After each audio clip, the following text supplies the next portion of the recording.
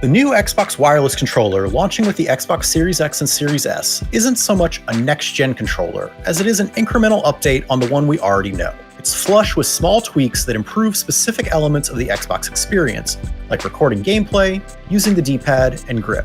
There are no big next-gen swings here, no features designed to change the way that we play and interact with games. Just a better controller than the one before. Personally, I'm fine letting Microsoft to continue riffing on its highly comfortable, familiar controller design.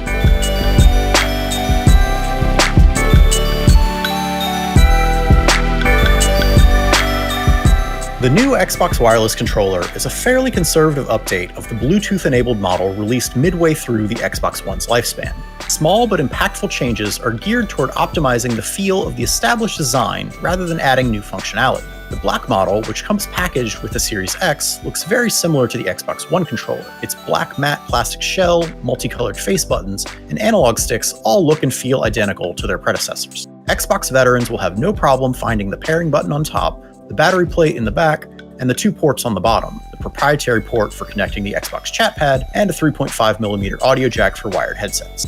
There are a few little cosmetic flourishes, like an all-black Xbox button and a matte bumper and trigger buttons, that generally make the controller look a little more subtle, but only in the slightest way. The new controller measures 6x4 by 2.47 inches, that's width, depth, and height, versus the Xbox One controller's 6x4 by 2.56. In other words, it's effectively identical. And weighing in at 287 grams, it's just a hair heavier than the Xbox One model's 279 grams. Both of those weights were measured with two AA batteries inside, by the way. There are three changes from the last Xbox controller to the new model that may impact how you play. The first and most obvious is the new share button in the center of the controller near the menu and view buttons.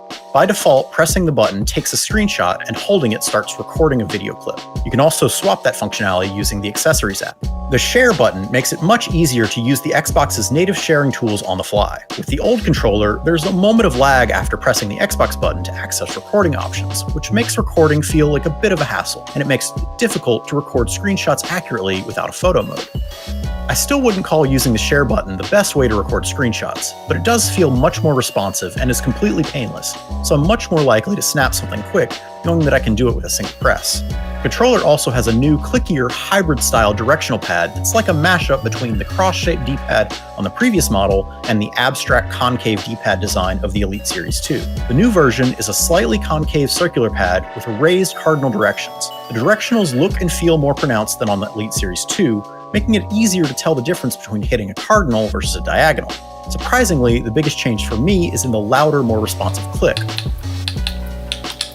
A full press on one of the cardinal directions elicits strong feedback that you can hear and feel. And depending on how you feel about clicky buttons, this may be either a huge upgrade or a bit of a nuisance. But as someone who frequently fudges directional presses during intense play, I found it to be helpful. The last and arguably least exciting of the gameplay-focused changes is the addition of textured grips along the controller's side handles and triggers. The mild but highly textured grip keeps the controller from moving in your hands even when they get really sweaty. The trigger grips, on the other hand, are more cosmetic than useful. I suppose that they could keep your fingers from sliding off, but how often do your fingers really slide on their own anyway? There are also two small changes around the wireless elements of the controller. As with the last controller, this one supports the Xbox wireless pairing protocol used by the Xbox One, as well as Bluetooth for easy pairing with other devices. The Bluetooth has been upgraded to Bluetooth Low Energy, which should lead to longer battery life, although sadly the Xbox controller continues to demand AA batteries. On the plus side, the new controller features a USB-C port rather than micro USB. We'll say it's somewhat bittersweet though. I would have preferred that Microsoft finally make the jump to an internal battery, but still using USB-C could lead to faster charging for players who buy the updated Xbox rechargeable battery kit. At the very least, you'll spend less time standing by your console fumbling to plug the controller in.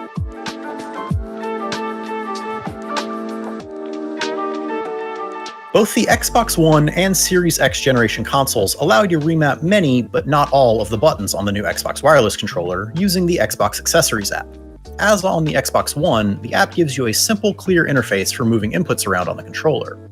You can highlight one of the customizable inputs from a menu, or simply hold the button down to highlight it for a change.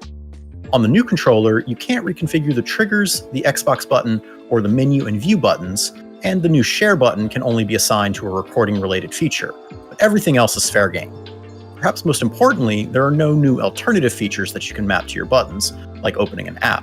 While it's neat that all Xbox controllers have the ability to remap most of their buttons, it's much less helpful on the standard Xbox wireless controller than it is on the Elite, where you have more inputs and more options. The moment-to-moment gaming experience has not changed much from the Xbox One version of the Xbox wireless controller. It remains a responsive, comfortable way to play games. The balanced weight feels good in your hands, and thanks to the new grips, it slides around less when you hold it loosely. On the Series X and Series S, the controller takes advantage of an upgraded Xbox proprietary wireless connection. According to Microsoft, a new feature called Dynamic Latency Input pings the controller for inputs more frequently than before. In theory, this should lead to less latency and fewer mispresses. In standard gameplay testing, though, I can't say that I noticed the controller was more responsive on the Series X, though it does feel quite snappy. Playing the Xbox One version of Ori and the Will of the Wisps, I was able to make precise jumps quickly and didn't lose any inputs. Using the recording features with the share buttons is where you'll see the most noticeable change. In any game, I generally felt much more confident that I could grab a screenshot of the right moment now that I can do so with just a single push of a button. Though the new Xbox wireless controller will launch alongside the Xbox Series X and Series S and come packed in with those consoles, the controller is backwards compatible and works with the Xbox One consoles as well. In games like Rainbow Six Siege and Mortal Kombat 11, the gamepad feels just as snappy and responsive as the controllers that were made for that console, and the new controller shines in games where you rely heavily on the D-pad. The new Xbox wireless controller builds on its predecessor with some notable upgrades. It doesn't quite feel like a next-gen controller, but its changes improve it in ways that will resonate with every game you play across Xbox generations.